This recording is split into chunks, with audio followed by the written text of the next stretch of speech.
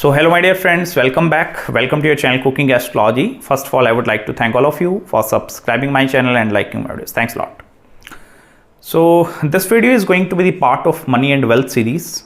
If you don't know what is Money and Wealth series, you can simply go to the playlist section of my YouTube channel Cooking Astrology and you can find the Money and Wealth playlist up there. You can click on it and watch all the videos. You will be able to gain more deeper understanding with regards to the money and the wealth roadmap which is present in your life. Okay. Today in this video, let's actually try to understand the planetary combinations for creating generational wealth in your life.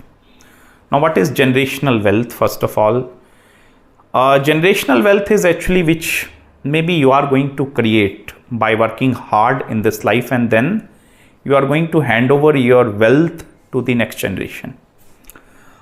Or maybe you are actually going to first of all inherited something because of your parents or your ancestors. So first of all, what are the combinations that create these generational wealth in Vedic astrology? I'm not talking about small wealth here. I'm specifically talking about $1 million and above. In Indian, it's around 7 to 8 crore rupee and more than that. Okay. Generational wealth is first of all created using planet Saturn in Vedic astrology. Without the involvement of Shani, it becomes very difficult for you to create generational wealth. Although other planet support system is very important, I'm not denying that fact. There is going to be a lot of importance of your money and wealth houses, but without this planet, it becomes very difficult for you to generate wealth for longer duration of the time, because this is the planet which represents consistency in creating wealth into your life. Okay. So first of all, you need to pick and look into this planet. Shani is also a planet which actually have the capacity to give vision. Vision means the long-term aspect. Individuals who have the capacity to do financial planning for next 10, 15, 20, even 50 years ahead of the life. They are very strongly governed by planet Saturn. I don't know whether in your surroundings also, or whether you yourself took your financial journey seriously or not, but the individuals who took their financial journey very seriously, they are highly Saturn driven people, because Saturn is a planet of vision. So this planet actually have the capacity to look beyond. Or this is the planet that have the capacity to look for the longer duration of the time. Like if I'm earning that much right now, what proportion of my wealth is going into spendings, into my savings account, into my investment, or maybe into any other assets. So in this way, Saturn is actually going to play a very important role in your chart. Now, whenever first of all, Saturn, irrespective, it can be places in any of the 12 houses. But Saturn must need to create or form certain yogas with planet Jupiter and Venus in the chart. Jupiter and Venus. So if Saturn is creating first of all yoga with Jupiter and secondly with Venus, this actually have the capacity to give or create generational wealth into your life. First of all, let's try to understand Saturn and Jupiter. Then we understand Saturn and Venus at the same time. Okay. See, Jupiter is naturally the planet of expansion and growth. Now, I don't know how capable you are in understanding the word expansion. Expansion simply means the growth aspect actually. Suppose right now you are earning this much, then it's expanded. Okay. So it's expansion. Suppose right now you are living in 1 BHK apartment, then 2 BHK, then 3 BHK, then 4 BHK, then a bungalow or maybe some big home actually. Okay. Right now you are driving this car, then that big car. Okay. So maybe regarding your other parts as well, you are having that much money. So Jupiter is going to expand everything actually. It's not only the money part. Jupiter actually have the capacity to expand everything. Okay. So whenever this Saturn is forming any direct relationship with Jupiter, this actually have the capacity to preserve wealth, because Saturn is going to shoot its vision or diffuse its vision directly into the Jupiter. Specifically, Saturn's 10th aspect, 7th aspect, or the 3rd aspect is directly falling over the Jupiter. Jupiter aspecting Saturn is a different concept. Vision must need to be infused inside Jupiter. Only then this have the capacity to create generational wealth, which you are actually going to create for next maybe 50, 70, 80 years of your life, and then you are going to hand over to your son or maybe your daughter, and then your son is going to grow and then hand over to you next. So in this way, this is the generational wealth. So first of all, Saturn must need to form some sort of a connection. Specifically, if Saturn's 10th aspect, Dasmi Drishti, okay, if it is directly falling over the Jupiter, and if out of these two planets, they are forming the strong combination with quadrants or with money houses. Quadrant mean first, 4th, 7th and 10th. Or money houses mean the 11th house and the 2nd house. Even sometime 12th house also, because that is also the house of investments actually. It's not only expenditure. So whenever the Saturn's piousness or its drishti is falling over Brihaspati, this actually have the capacity to preserve wealth for the longer duration of the time. Apart from this thing, if Jupiter is suppose aspecting Saturn, then what is happening? Jupiter is naturally the planet which represents the growth aspect, okay? Jupiter represents the expansion and optimism at the same time. So if Jupiter is then aspecting Shani, this actually have the capacity to give you optimism in your down time frames, okay? Whereas Saturn aspecting the Jupiter is going to instill certain fears inside you. So one thing is working from the fear factor. Because of fear of becoming poor again, you tend to work hard towards achieving that money. Or when Jupiter is aspecting Jupiter, it's actually the fear of optimism, like the person becoming very optimistic.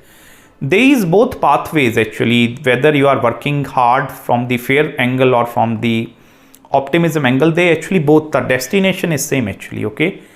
These two roads will, in the end, they are going to meet with one another. But this is the very first combination. Secondly, the Venus. Now, whenever Saturn is infusing its 3rd drishti aspect, 7th aspect, or even the 10th aspect. Now, you can also consider the conjunction between Saturn and Venus also, okay? But conjunction don't going to work in the similar manner as that of the aspect. Drishti is going to have a very important role in creating certain yogas. That is the reason why we look into the Jupiter's drishti at the time of cancelling out certain negative yogas in your chart. I'm going to discuss that part in a while, don't worry. The wealth losing combinations also. But first of all, understand one thing. Whenever Saturn is going to infuse its drishti over the Venus, this combination also have the capacity to actually preserve the wealth for the longer duration of the time.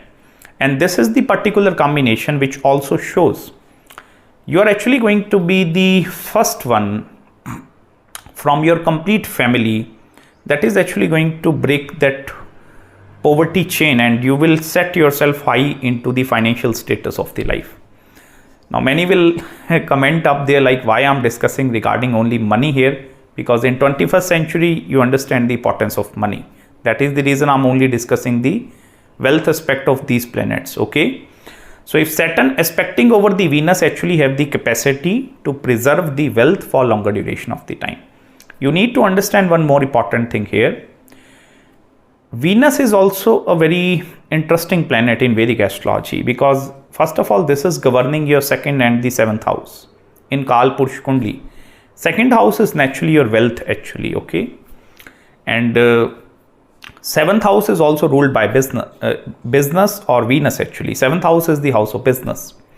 So if you want to see whether I'm going to able to set up certain businesses in my life, that further my family members, they are also going to use that business in order to grow or maybe make certain wealth in your life, you will find most of the charts, they are having deep yogas created between the Saturn and the Venus.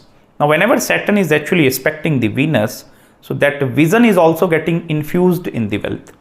And that is where these people, they tend to look for the long-term perspective. They have the capacity to think on the bigger scale as well. Like they actually have the capacity to do all the calculations in their mind, and sometimes intuition can also work. I'm not saying you are very good in calculations or mathematics part, only then you will be able to good at financial earnings. It's not necessary.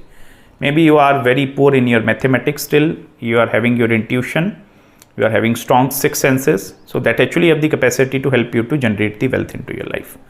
Now these are the two combinations, first of all, that have the capacity to create generational wealth. Or even if you want to see whether you have the capacity to receive something, now it's not necessary in the form of wealth you are going to receiving. Maybe your ancestors, they will hand over you some piece of land, maybe fixed deposits, maybe gold, anything, in the form of knowledge as well. Sometimes you see individuals, they are going to grow based over the knowledge of their ancestors as well. So suppose any knowledge which your family member is going to instill inside you, and you are growing because of that knowledge, and because of that knowledge you are also earning money. That is also actually seen with the Saturn, Jupiter and the Venus combination. Even out of these three planets, the reason I'm keeping Saturn up there, because it's a vision. Without vision, long-term generational wealth is not created. You can create wealth for shorter duration for them. But in order for you to look for long-term, you need to have these three planets in very, very perfect placement condition in your horoscope. And yogas must need to be formed between these planets. Now, when it comes to the protection of wealth, so I'm not saying you are going to protect your wealth from thieves or from outside enemies, okay? We are living in a safe and very secure environment, so most of the time our wealth is preserved actually. But I'm talking about the wealth losing principles. Like what are the specific combinations, I can say, or whatever the financial instability parameters that are actually present in your chart that have the capacity to lose great wealth.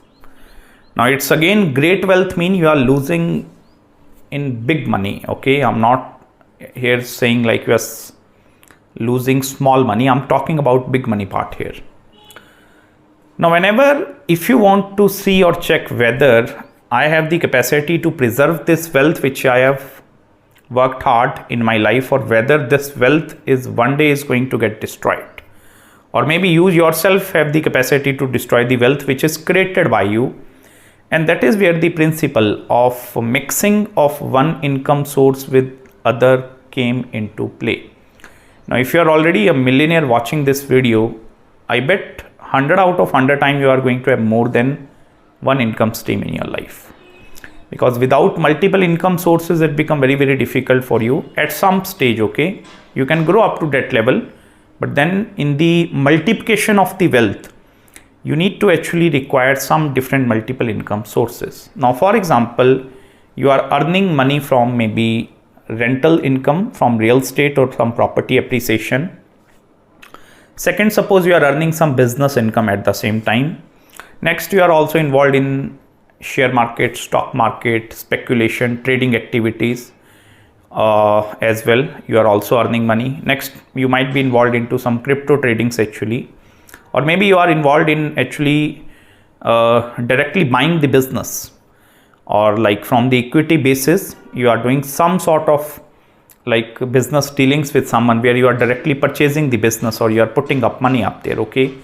Now, suppose you are having the flow of money generated from 4 or 5 different income sources in your life. Now, the number one reason behind the financial instability is that suppose in your life, one aspect of your life is going downward, or out of all that income sources, suppose you are suffering certain losses in the maybe share market, okay? Now you will think like that, okay, I will take the money out from the real estate profits and I will put into that part, or maybe I will keep the money from business or put into that share market thing in order to balance out the profits in my life. Now this is the pure combination where you are actually going to lose your wealth. And from the planetary standpoint of view, if you want to check whether this is actually going to be a certain or not certain, you will see 2 planets. One is Moon and second is Ketu. These 2 planets, specifically when they came into Antardasha, This actually have the capacity to create certain doubts in back of your mind. Self-doubt I'm talking about. Or maybe moon is your mind actually. So you have actually taken the opinion from some people because of the opinions of maybe some other person into your life. You might going to make some wrong decisions. Maybe your own intelligence is saying, no, don't do that thing. But maybe you listen to someone and you implement that part into your own business, and then you suddenly find the losses in your life. So it's very, very important for you to actually keep each and every income stream separate from one another. It may be you can open up multiple bank accounts to handle the money coming from different income sources in your life. I have done a lot of money and wealth consultations as well. And this is the number one reason which is actually responsible for the losing part. Many people, they are losing wealth because when they start mixing one income source with the another income source.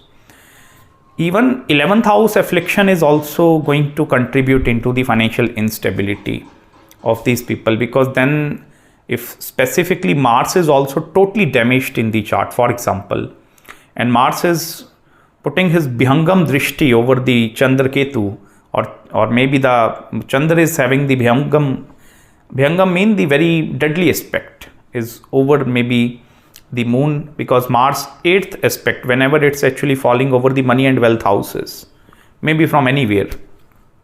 If Mars is looking at 11th house with its 8th aspect, if it is looking into the 12th house with its 8th aspect, even the 2nd house with its 8th aspect. So this 8th aspect of the Mars is actually responsible for destroying the hard-earned money. And specifically if Moon and Ketu came into Antardasha, because Moon is getting impacted, Ketu is giving you the self-doubt, and you are going to make some foolish decisions in your life that actually have the capacity to lose the hard-earned money. Okay, so these are the fundamentals or principles which I would like to discuss with you. I hope you have gained some deep insights in this video with me. If you are having any queries, any consultations with regards to your astrological chart, if you require any business consultation, money, wealth, or any other consultations, do let me know. I will try my best to get back to you as soon as possible. You can also feel free to subscribe my channel below. Make sure to hit the like button if you really enjoyed this video. And thank you so much for even sending me super thanks over all my videos. Actually, it means a lot for me, because any small contribution from your side will eventually help me to motivate me to make more such videos over the YouTube platform. So till then, please take care of yourself and may God bless you. Hare Krishna.